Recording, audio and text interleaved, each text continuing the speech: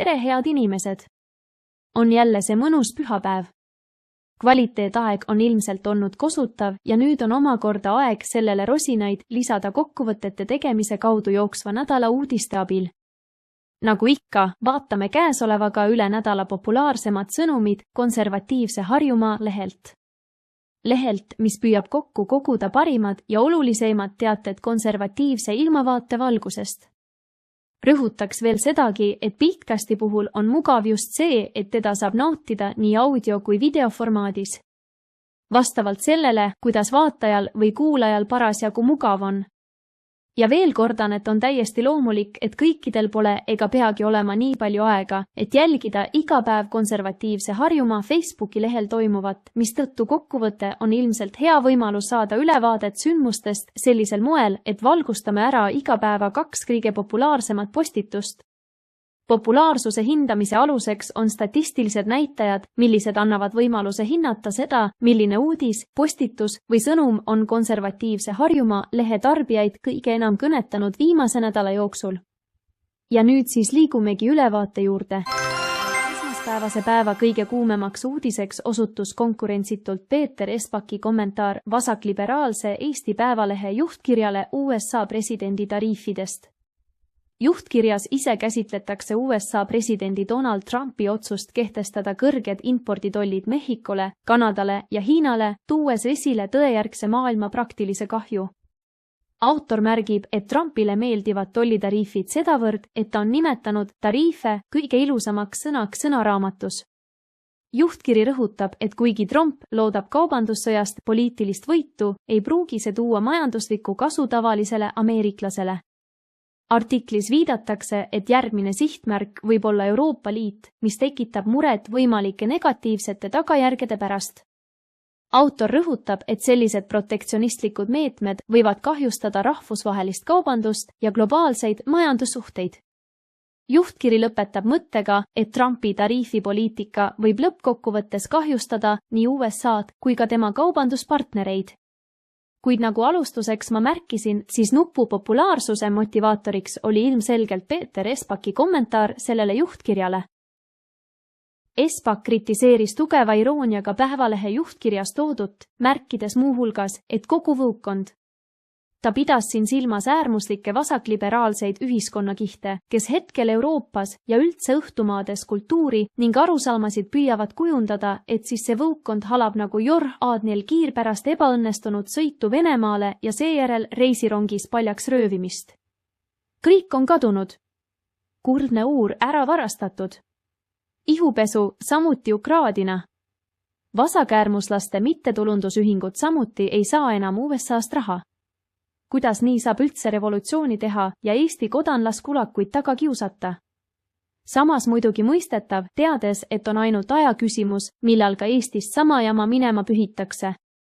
Siis on meil muidugi riik tükk aega täis igasugu endisi, nagu kunagi politrukke ja parteitegelasi igal pool marginaalias liikvel, kes kõik seletasid, kuidas tegelikult ikka kompartei tõi Eestile vabaduse ja mismoodi ikka meil kolhoosis asjad käisid. Tõdejärgne on kõigepealt meie punaajakirjanduse poolt välja töötatud termin igatsemaks taga eelnenud perioodi, kus rahvale sai maha müüa propagandanarratiivi moel, et puudus võimalus ja kanal süstemaatilise valetamise kahtluse alla seadmiseks. Teiseks on see valetamise mitteusutavaks muutmine, rahva usu kadumine sellesse, et kui juba igas lehes miskit kirjutatakse, siis see tähendab, et nii ongi. Ja Peeter Espak küsib siin üsna irooniliselt, et kuidas saavad riigimaksud olla tõejärgsed. Teiseks kuumaks teemaks oli Objektiivi kanali kaudu tulnud kommentaar Jürgen Ligi avalikus meedias toodud avaldusele, et kõik, kes võitlevad tuulikutega, on Kremli käsilased. Vot siis selline lihtsustatud maailmakäsitlus reformierakondlasest rahandusministrilt. Eks Ligi poolt ausutu kutsus esile kõva ažiotaaži avalikkuses ning mehepoja vastu astusid üles paljud avaliku elu tegelased, rääkimata opositsioonipoliitikat toetavatest poliitikutest. Ei olnud siin Objektiivi kanal mingi erand. Ja loomulikult järgnes sellele nupule nii kommentaare, linke kui jagamisi, nii et vähe polnud. Teisipäeval on üks uudis, mis tuleb Rootsimaalt ja on kiiresti tõusmas tähelepanu absoluutsesse tippu. See on kurb ja räige ning käsitleb täiskasvanute koolis toimunud traagilisi sündmusi. kuid hoides kinni saate formaadist, ma seda teemat kindlasti ei valgusta. Seda põhjusel, et hoolimata tohutust kasvavast huvist selle uudise suhtes on tegemist hetkel päeva lõppu silmas pidades siiski alles 3. kohal oleva uudisega. Päeva lõpuks, kui kukkus viimane tund, jäi populaarseimaks päevauudiseks hoopis teine sõnum. See oli Publitsist Oleg Samorodni kommentaar selle kohta, mida ja kuidas venemaalased, aga ka muu maailm tunnetab Vene-Ukraina sõda ja miks selline vaimne unelemine on ohtlik meie ühiskonnale. Muuhulgas märgib Publitsist, et propaganda on pesnud venelaste ajusid sellisel määral, et valdav enamus neist tajub sõda meeldiva meelelahutusena, milles osalemise eest riik ka hästi maksab. Sõnad ja loogilised tõekspidamised ei saa siin midagi parandada. Pärast teist maailmasõda on vahetunud mitu põlvkonda ja sõjavastane vaktsiin on lakanud töötamast. Aga mitte ainult Venemaal, vaid ka Euroopas. Valdav enamus eurooplasi tajub sõda millegi arvutimängu sarnasena, milles osalevad mingisugused robotseadmed ja mõned spetsiaalselt sõjaks kuulitatud inimesed. Enamiku eurooplaste suhtumine sõjalisse ohtu on selline, et mind ei huvita poliitika, see ei puuduta mind üldse, ma ei taha milleski osaleda ja eriti ei taha ma millegi eest maksta. Ühesõnaga, jätke mind rahule. Lugejate ja jälgijate suure tähelepanu alla ehk siis teisele positsioonile platseerus teisipäeval uudis, mille avaldajaks oli EKRE naisühendus. Ma panin tähele, et päev varem oli selle avaldanud maksumüüri taga juba Postimees, kuid meie lehele tuli see siiski uute uudiste kaudu. Uudis ise pole sisult üllatav ja puudutab tegelikult juba eelmisel nädalal suurt tähelepanu saanud avaldus, mis lähtus 200-lasest haridus- ja teadusministri Kristina Kallase arvamusest. Lihtsalt meeldetuletuseks, et see oli tüüpiline liberaalile omane avaldus, mille kohaselt soolise mitmekesisuse ehk mittebinaarse sooteooria õpetamine põhikooli õppekavas on laste informeerimise seisukohalt vajalik ja lapsevanemad peavad sellega leppima. Rahvuskonservatiivse parlamendierakonna naisühendus sellise seisukohaga kategooriliselt ei nõustu, mis siis ka vastava avalduse tingis. Naisühenduse avaldus polnud ka mingi ainuke kriitikanool meie ühiskonnast, mis visati ministri pihta. Sellist kriitikat tulistati ka teistest allikatest. Nii avaliku kui sotsiaalmeedia kaudu. Oluline on siin märkida, et on selgelt tajutav, kuidas ühiskonnas suureneb aina vastuseis soosekaduse ning soovoolavuse poliitikale. Ühiskond igatseb normaalsuse ja mõistetavuse tagasitulemist. Kolmapäevasest uudistetulvast meelitas konservatiivse Harjumaa Facebooki külastajate tähelepanu endale kõige enam teemad, mis justkui valmistavad ühiskonda ette kahe poliitilise nähtuse mõistmiseks. Kõigepealt erakondade populaarsuse teema, mis heidab varjude rohket hämarvalgust lähenevatele kohaliku omavalitsuse valimistele Eestis, ühtlasi väetab pinda ka parlamendi ehk Riigikogu valimistelegi. Teise teemana loomulikult ei pääse tähelepanu alt USA uue presidendi suunamudimise tulemused maailmapoliitika vallas. Kõigepealt erakondade populaarsusreitingutest. Neid avaldatakse meil igakuiselt ja mitmete küsitlusfirmade töö tulemuste kaudu. Kuid ühte saab jätkuvalt kinnitada. Hoolimata sellest, et parteide populaarsushinnanguid avaldatakse väsitavalt tihti, praktiliselt igakuiselt ja mitme küsitlusfirma tegevuse toel, selliste küsitluste tulemused ja nendest tehtavad järeldused meedias pakuvad ikka ja jälle inimestele kustumatut huvi, lugemisrõõmu, hasarti ning annavad alust lahjemale või tõsisemale sotsiaalpoliitilisele aasimisele. Tundub, et see on nagu hasartmäng, mille magushaput maitset ja ilmumise värskust ei taha keegi maha magada. Ei avalikkus ega žurnalistid, rääkimata poliitikutest endist. Eesti olusid valgustavalt saab ühte asjaolu kindlasti väita, isamaalisus ja konservatiivsus on Maarjamaal tõusuteel. Ning seda infot see päeva populaarseim uudis, mis meie lehele tuli Rahvusringhäälingu kaudu, ka kandis. Ning märkimisväärset vastukaja sellel kolmapäevasel päeval leidis meie lehel teinegi Rahvusringhäälingu edastuse peegeldus uudis, mille keskseks tegelaseks sai Argentiina president Javier Milei. Nimelt teatas meile selle kauge, hispaaniakeelse Ladina-Ameerika maa president oma kõneisiku kaudu, et tema riik lahkub Maailma Terviseorganisatsioonist. Mitte kellelgi ei teki ilmselt kahtlust selles, et Argentiina president Milei võttis eeskuju oma USA kolleegist Trumpist, kes teatas Ühendriikide lahkumisest Maailma Terviseorganisatsioonist eelmisel kuul. Seega kerkib minu jaoks küsimus, kas see konkreetne uudis on meie inimeste jaoks seotud rohkem USA uue poliitika tunnustamise kaudu uudishimuga või millegi kolmandaga. Kindlasti ei ole selle uudise populaarsus seotud Argentiina presidendiga, kes Liivimaa inimesi ilmselt üsna külmaks jätab. Seda seepärast, et meie jaoks on see riik liiga kauge ja pisut adumatu. Küll aga on meie inimeste jaoks tunnetatav see, kui keegi maailmas, kes on suhteliselt suure mõjuga, teeb midagi USA uut poliitikat toetavat või vastupidist. Sellised mängud ju viivad meie inimesi samuti alati pisut põhjamaiselt jahedasse hasarti. Eks ole, võttes vaatluse alla nüüd selle, mis pakkus konservatiivse Harjumaa lugejale rohkemat huvi just neljapäeval, siis oli selleks üllatuslik majandusvaldkonda kalduv uudis. Üllatav seetõttu, et see ei puudutanud niivõrd mõnda Eesti ettevõtet, vaid Taani rahvusvahelist energiaettevõtet Ørsted, milline on spetsialiseerunud avamere tuuleparkide rajamisele. See energiaettevõte oli varasemalt äärmiselt edukas, kuid tegevusvaldkond oli siis seotud otseselt fossiilkütustega. Viimastel aastakümnetel profileeris ettevõte ennast rohepoliitikaga seonduvalt ümber ja on kukkunud üha suurenevasse auku. Ørstedi eelmise tegevjuhi Mats Nipperi ajal langes firma aktsia ligi 80%, kuna intressimäärad tõusid ning roheaktsiate buum sai läbi. Rohetehnoloogiaga majandusraskustesse langenuna üritab firma viimastest tagasilöökidest toibuda selliselt, et kärbib taastuvenergia arendamise eesmärke ning vähendab investeeringuid 25% võrra. USA presidendi Trumpi ümber toimuv on peaaegu 100%-liseks garantiiks, et uudis tähelepanu tõmbab. Ka meie uudiste peegeldusest ning lugejate huvist nähtub see üsna selgelt nii varasematest päevadest kui ka vaatluse all oleva neljapäeva puhul. Nii oligi, et napilt eelmisele ehk Ørstedi loole jäi alla vasakliberaalse päevalehe kaudu meie lehele sisse imbunud mõtisklus, kus Eesti 200-ga flirtinud ärimees Joakim Helenius arutleb USA presidendi välispoliitilist tegevust ja selle võimalikke tagajärgi. Artikkel ise kannab pealkirja Trump saab oma tahtmise Gazas, Gröönimaal ja Euroopas. Seda võimalust siis kirjutises ka vaadeldakse. Joakim Helenius küsib, kas kogu maailmas, sealhulgas USA's naeruvääristatud president Trumpi avaldust, et USA võtab Gaza territooriumi enda valdusesse, deporteerides selle käigus praeguse elanikkonna, kas see tähendab, et Trump oma mõtteid ellu ei vii? Helenius toob esile, et kui vaadata Trumpi ettepanekut tema maailmavaatelisest vaatenurgast, on see loogiline.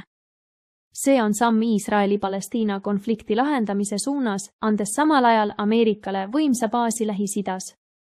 Kui minna ajas 150 aastat tagasi, oleksid Euroopa koloniaalriigid tõenäoliselt sellise probleemi sarnaselt lahendanud.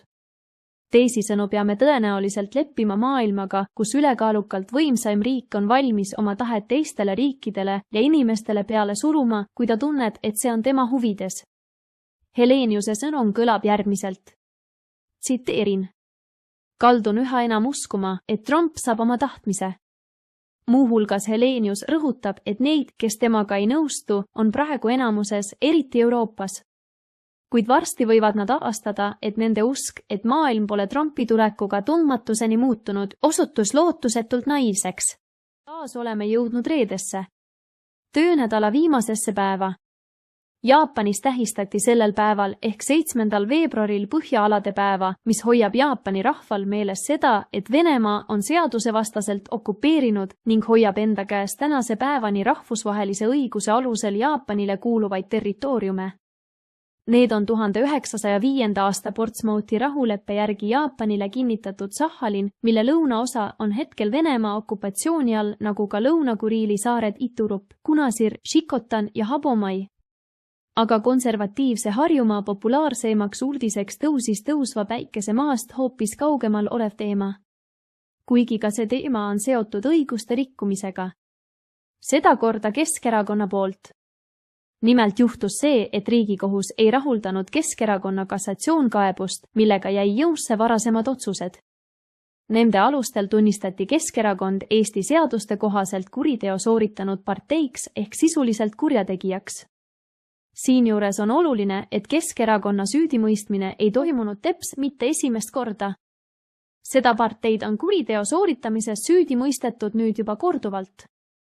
Uudisnupus rõhutatakse, et Eesti põhiseadus, nagu ka kehtiv erakonnaseadus, keelab Eesti riigis selliste parteide eksistentsi, kes on süüdi mõistetud kuriteo sooritamises. Võiks järeldada, et põhiseadusega keelatud partei kuulub likvideerimisele. Aga ei. Meil hoopis kuriteo, seda isegi retsidiivsel ehk korduval moel, korda saatnud partei teostab võimu riigis, kohalikus omavalitsuses ja naljakal kombel see põhiseadusega keelu all olev partei juhtis ka üks vahe Euroopa Liitu, mis on loomulikult täiesti pretsedenditu juhtum. Tuleb välja, et probleem on selles, et Reformierakond oli läbi viinud 2015. aastal karistusseadustiku reformi, millega karistusseadustikust viidi välja erakonna likvideerimine kuriteo sooritamise eest. See jäeti alles ainult tsiviilseadusse, millest ei piisa põhiseaduse nõude täitmiseks antud olukorras. Lühidalt võib kokku võtta, et Reformierakonna kriminaalreform muutis põhiseaduse normid alamate seaduste muutmise kaudu faktiliselt kehtetuks. Võib-olla tegid toona poliitikud seda hirmust, et ka ise võivad vahele jääda, sest see oli aeg, kui korruptsioon ja igasugused kavalad skeemid parteide rahastamisel pidevalt kippusid päevavalgele tulema. Piisab, kui meenutame siin neid kurikuulsaid ämmakappe ja kilekotte, mis rahastasid ka Reformierakonda. Tõsi on aga see, et need skandaalid ei jõudnud kriminaalkaristuseni ja täna on kuriteo sooritamises süüdi mõistetud ainult üks partei, milliseks on Keskerakond. Selle eest aga ka korduvalt. Ühesõnaga rippus siis, kuni 2015. aastani karistusseadustikus see hirmus norm kõlkus Damoklese mõõgana meie parteide pea kohal, mis võimaldas faktiliselt kuriteo sooritanud partei sundlõpetada. Reformierakond selle jutumärkides väljakannatamatu olukorra minema reformis. Ühtlasi on tegemist siin näitega, kuidas poliitikud meie riigi põhiseadust revalveerivad. Uudise juures on palju linke, millest mitu tükki viivad Harjumaa konservatiivse poliitiku Paul Puustusmaa personaalsele kodulehele, kus ta näitab, kuidas on seda teemat käsitlenud juba aastaid, olles riikliku erakondade rahastamise järelevalvekomisjoni liige või hiljem ka Riigikogu liikmena. Teiseks suureks uudiseks oli reedel sõnum, mille märksõnaks on Lihula. Tuli teade, et ühele suurele saagale on tõmmatud vahele vähemalt joon, kui mitte just ka punkt pandud. Viidates Postimehe teatele, et Lihula monumendi koopia anti omanikule tagasi, kommenteeris konservatiivne Harjumaa, et sellele vaatamata, et üks vastuoluline ja politsei mainele varju heitev saaga on lõppenud, on kaotajaks selles jäänud Eesti rahvas ikkagi. Politsei lihtsalt ja aluseta rikkus ära ürituse, mille läbiviimist toetasid paljud lihtsad inimesed. Meenutan, et ausammas teises maailmasõjas ja eelkõige Vene vägede pealetungi vastu sõdinud Eesti sõdalastele avati esimest korda 2002. aastal Pärnus, kuid reformierakondlasest peaminister Siim Kallase valitsus otsustas selle 9 päeva hiljem maha võtta. Seejärel püstitati sammas 2004. aasta 20. augustil Lihulasse. 2. septembril eemaldati seegi sammas isamaalasest peaminister Juhan Partsi korraldusel. Möödunud suvel sündis uus koopia ja seda üles panna ei jõutud, sest politsei konfiskeeris selle juba teele oma asupaika. Põhjendused selliseks käitumiseks ning motiivid olid enam kui segased. Sotsialistist siseminister Lauri Läänemets tunnistas hiljem, et semiootiline ekspertiis ei tuvastanud koopial keelatud natsisümboolikat. See juhtum tõstatas küsimusi politsei tegevuse ja sõnavabaduse piiride kohta. Advokaat Karri Ginter kritiseeris politsei käitumist, pidades seda liialdatuks. Võib lihtsalt mainida veel, et selle samba originaal asub praegu Rae vallas Lagedil Vabadusvõitluse muuseumis. Konservatiivse Harjumaa Facebook on nädala jooksul suhteliselt palju peegeldanud vaateid, mis käsitlevad tuugenite teemat. Kes tahab rajada, kuidas need mõjuvad tervisele, keskkonnale, milline on elanikkonna suhtumine neisse ja nii edasi. Seepärast poleks iseenesest ju imestamisväärset, kui jõuab nimetatud teemaline järjekordne üllitis konservatiivse Harjumaa lehele. Kuid nüüd kõne alla tulev laupäevane nupp üllatas. Eelkõige oma loetavusega, sest see artikkel pretendeeriks mitte pelgalt ainult 1 päeva loetuma uudise auhinnale, vaid võitleks edukalt ka nädala loetuma uudise nominendi pjedestaali eest. Väga lühikese ajaga sai ta palju sisenemisi, rääkimata kommentaaridest ja levitamisest. Uudisnupp räägib sellest, et Vinnivald tellis antropoloogia keskuselt uuringu, mis näitas, et avalik vastuseis tuuleparkidele ei peegelda enamuse kohalike elanike seisukohti. 2/3 valla elanikest soovid, et tuuleparkide arendamise võimalusi uuritaks edasi. Samas on teadmised tuuleparkide võimalikust kohalikust kasust napid, enamik vastajatest pole neist kuulnud. Uuringu läbiviija Keiu Telve sõnul on tuulikute teemalised sotsiaalmeedia postitused toonilt agressiivsed, mis võib mõjutada avalikku arvamust. See viitab, et häälekas vastuseis ei pruugi kajastada kogukonna üldist meelsust. Paljud elanikud ei soovi tuulikuid oma elutoa akna alla, kuid näiteks kuskile kaugele eemale metsade, lautade taha paigutatuna ei nähta neis probleemi. See näitab, et tuuleparkide asukoha valikul on oluline arvestada kohalike elanike eelistusi. Samuti on oluline kaasata elanike arendusprotsessi, et leevendada võimalikke pingeid. Kõlama jääb mõte, et kohalike elanike kaasamine ja nende murede kuulamine on võtmetähtsusega asjaolu, millega igal juhul ju nõustuda saab. Aga selline tugev tuugenipropaganda maitse jäi artikli lugemisest ikkagi suhu. Laupäevase päeva top-uudiste sekka jõudis teisena Tallinna Ülikooli majanduspoliitika õppejõu Raul Partsi avaldus meie riigis toimuva kohta. Ilmselt pole üllatav see, et avaldus on kriitiline ühiskonnas hetkel toimuva suhtes ning eriti valitsuse tegevuse suhtes riigi majanduse juhtimisel. Ta väidab, et valitsev võim ei mõista majanduse reegleid ega seda, kuidas tuleb majandust suunata. Tehakse valesid otsuseid, jägeletakse mõttetuste ümber ning astutakse pidevalt valesid samme.